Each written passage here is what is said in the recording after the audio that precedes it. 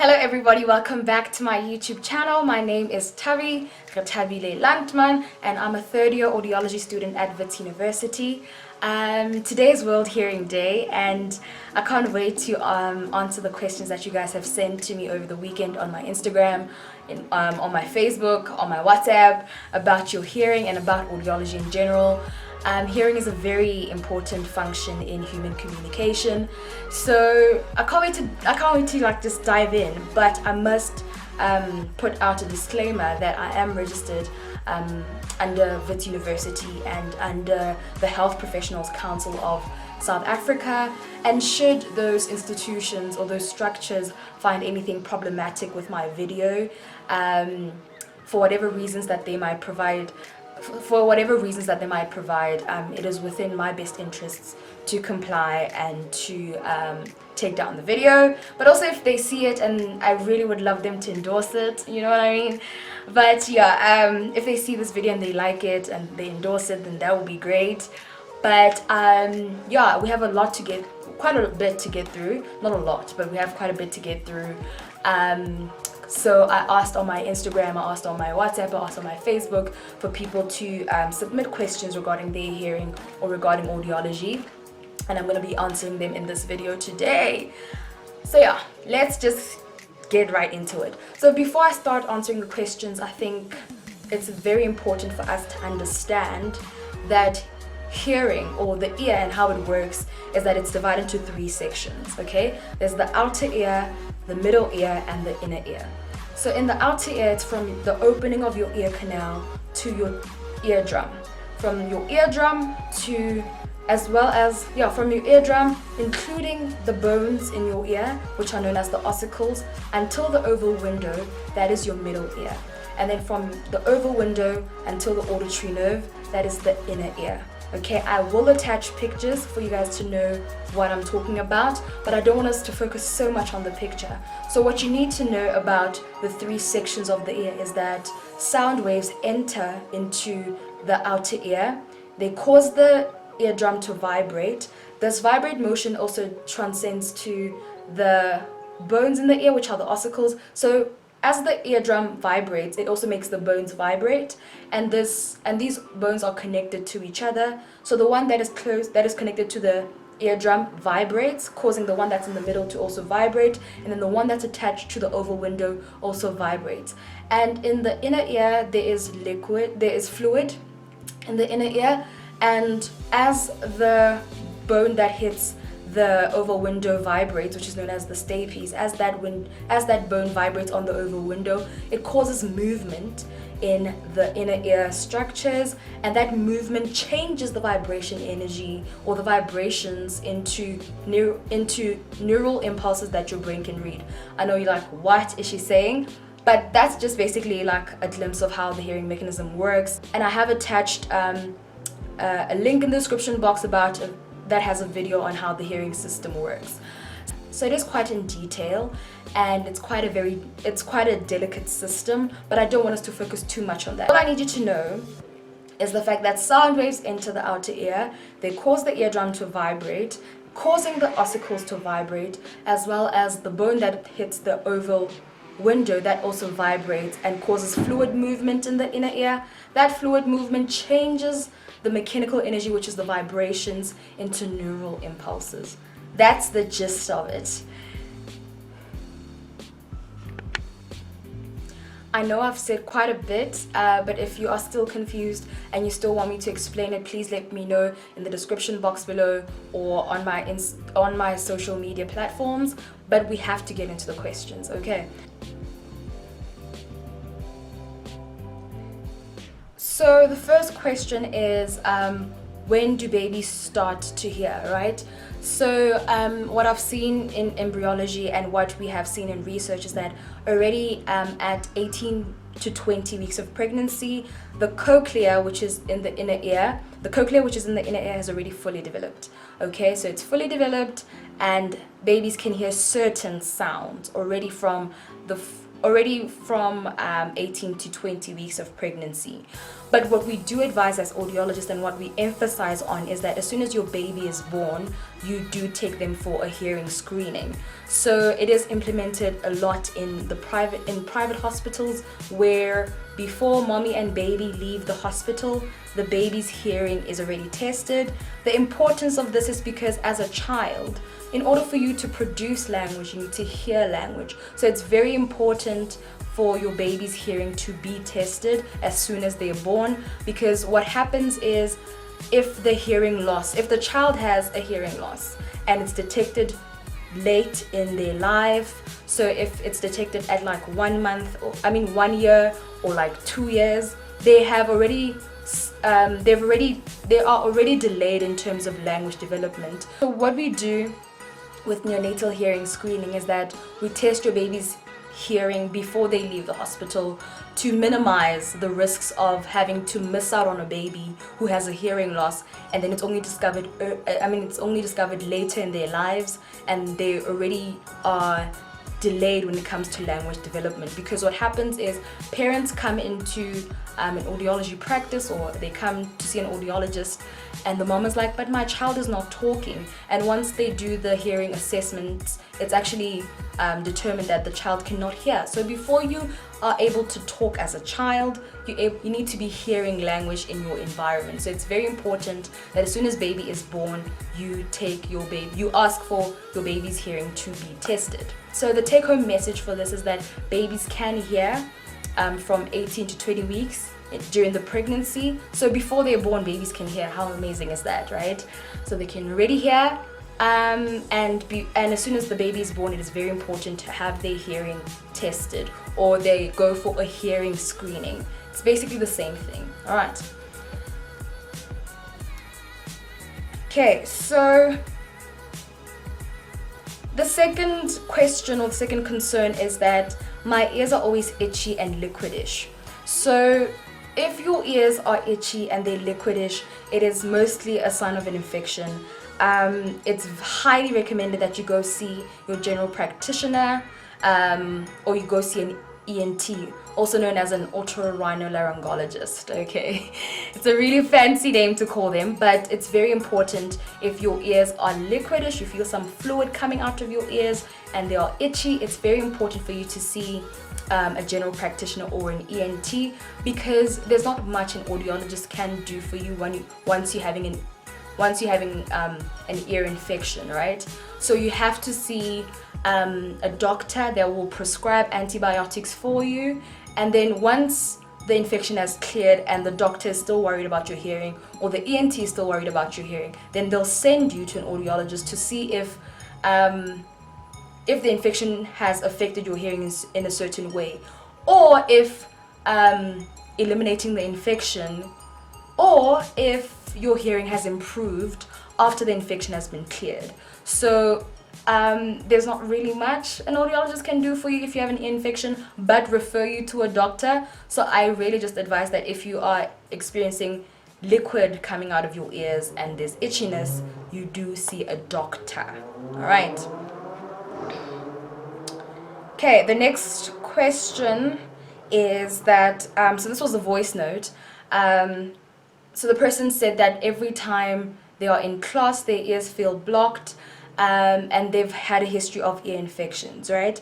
So first of all, if you've had a history of ear infections, it's very vital that once you go for a hearing assessment, that you mention this to the audiologist, so that they can know your history when it comes to ear infections. But also the sensation of feeling blocked is related to a number of reasons. Sometimes it could be an infection, or sometimes it could be something that's not so serious, right? So you know when you are in a plane and the plane is taking off, or the plane is landing, or you know when you are in an elevator and the elevator is going up and you feel a sensation of blockedness in your ears. So the best way to describe it is just to put your hands over your ears and start speaking to yourself, right? You feel the sensation of blockedness in your ear, you feel like your ear's about to pop, right? So that's what we call oral fullness. Sometimes it is easily resolved if you just do the Valsalva maneuver. So what is the Valsalva maneuver? The Valsalva maneuver is when you close your mouth and pinch your nostrils closed and breathe out of them. So what you do is you close your mouth, you close your nose like this, and then you exhale out of your nose, right? So normally what that does is it helps to equalize the pressure. So the reason why your ears feel blocked is because the pressure, the atmospheric pressure and the pressure in the middle ear is not equal. So that's why you feel the sensation of blockness. But normally it is resolved using the Valsalva maneuver. But if it doesn't get resolved, do see someone. So yeah, it's just basically because of the change in pressure that your ears feel blocked. Or it could be, again, that you have an ear infection, okay? Because this person also said that they have a history of ear infections. So it could be that maybe it's another ear infection showing its head again. But sometimes when people experience oral fullness or that blocked sensation in their ears, it's normally resolved by the Valsalva maneuver. Alright, and then this one says, what's up with ears getting a weird itch when you have a sinusitis infection? So your sinuses are basically around this area, okay? And when you're having a sinusitis infection, there's a lot of fluid in your ears, in your nose, and around this region, okay? So that's why you won't speak like this, because your sinuses are congested with this fluid because your body's fighting off an infection, right? So you will feel irritation and you will feel itchiness with your ears because of the infection. And sometimes what we see with children is that when they're experiencing an infection, because they can't talk yet or they're still quite young, what we see is that they pull on their ears for quite some time to show that it's irritated and they are experiencing some discomfort when it comes to their ears. Again, when you're having a sinusitis infection, it's very important that you see your general practitioner, because they are the ones that can prescribe antibiotics and the medication that you need to resolve the infection. So normally once the infection has cleared, the itchiness is supposed to go away. So basically it's just the fact that your body's fighting off an infection and there's fluid in the ear. So the pressure, again, the issue of pressure again comes in where the pressure in the middle ear is not equal to the atmospheric pressure. So that also causes discomfort. And that's why your ears itch when you have a sinusitis infection. Yeah. The other question is, or the other concern is, how do I clean my ears, right? Because when I use an earbud, it hurts a lot and I end up having unbearable pain. But it only happens when I clean them, okay? So first of all, there is nothing called an earbud, sweetie. There is no. Maybe someone did something in marketing and sort of tried to market it as an earbud, but we don't call it an earbud. It's a cotton bud. And as you know, and with studies and with research, it's actually, we actually as audiologists advise people to not use cotton buds when cleaning their ears. So first of all, what we need to understand is the function of earwax in the ear. So the presence of earwax in the ear does not mean that you are an unhygienic person, you don't take care of yourself, you know what I mean? So earwax functions to trap dust particles or anything that might bother your ear, right? So having wax is normal. Like, let's just clear that. Having wax in your ears is normal. But too much of a good thing is a bad thing. So if you have too much earwax in your ear, that is also very problematic. So why do we discourage the use of cotton buds when it comes to cleaning your ears? It's because you are pushing the earwax further in, all right? And also you might hurt yourself. Because think about it, if you're putting something in your ear, you can't necessarily see what you are doing. And it's just gonna really cause you discomfort. So we really advise you not to put anything in your ears. But how do you then clean your ears? So then you see the corner of your face towel or the corner of your vaslap, right? You use that to just wipe the opening of your ear canal, and that's it. Honestly, because people are like, what must I do? What do I? No. So what we do advise is that people should not clean their ears, should not put anything in their ears. Just clean the outside of your ear canal, and that's that. But if you're concerned about something further in your ear, then you go and see an audiologist. So what we've seen also happen is that things do get in the ear sometimes. So I also know of a client where he was having the time of his life. It was December, he was braaiing meat, and an insect got in his ear, right? And he said that he could feel it move in his ear. Then when we looked in his ear, into his ear, the insect was basically trapped in earwax. So the earwax has a protective function. Having earwax in your ears is actually very normal. So what then happens is if you have too much earwax, the audiologist will try to remove it. But if it's hard and it's really hard to take it out, then they will recommend that you put in eardrops. But what we need to understand, the take-home message for this is that do not use cotton buds to clean your ears, and do not be putting anything in your ears. And if something goes into your ears, do see an audiologist to see what that is in your ear. Also, what we see with toddlers is that beads and like really weird things get stuck in their ears. So an audiologist can take that out using the necessary precautionary measures. So just don't put anything that could be harmful in your ears. Don't put bobby pins. Don't put anything in your ears. Just stay away from it. Okay. We're almost there, guys. We're almost there. So the last question is, how bad does wearing earphones damage the ears, and is it reversible? Okay. So first of all, just to level the playing ground or the playing field. There we go. Alright. So just to level the playing field, I am also as equally guilty, okay? So normally noise-induced hearing loss or hearing loss that is caused due to excessive noise was much more of something that was related to old age. But now we're seeing a lot of young people lose their hearing because of excessive exposure to noise, because of these guys, right?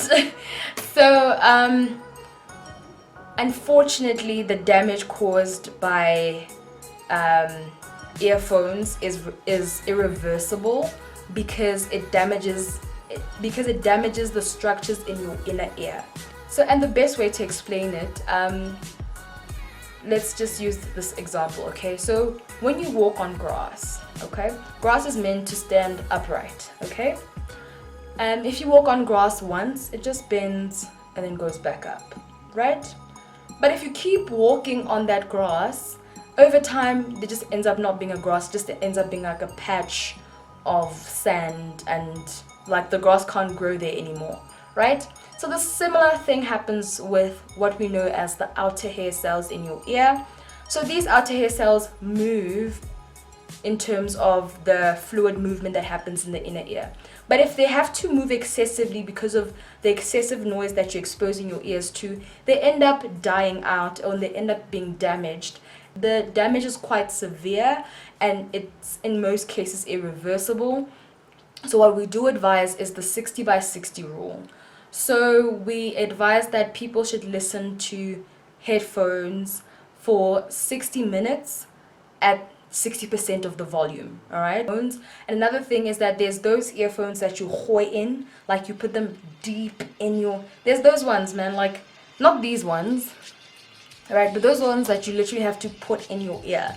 Yeah, so those ones, we discourage them because their proximity to the eardrum is quite close, and it can cause much more damage than the ones that are over your ears like headphones, but they can all just cause damage. Okay, so just monitor how much time and the volume that you listen to your music at, because sometimes I'll be in the library, right, and I'll be sitting next to someone and I can literally hear every part of the song. Like I can literally hear each and every lyric of that song because of how much volume, like they literally put it at maximum volume, and that's quite dangerous.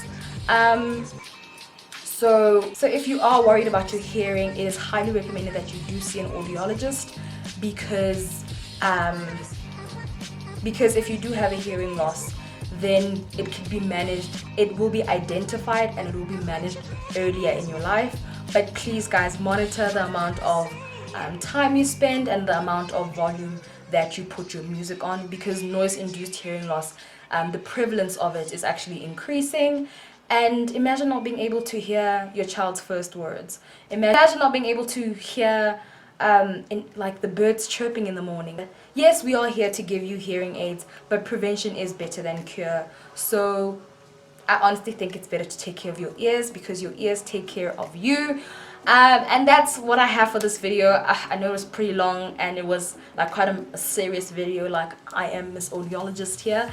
But please let me know what more you want to know about audiology. I'm more than willing to answer those questions in videos, because I actually enjoy this. But yeah, happy World Hearing Day, and take care of your ears, because your ears take care of you.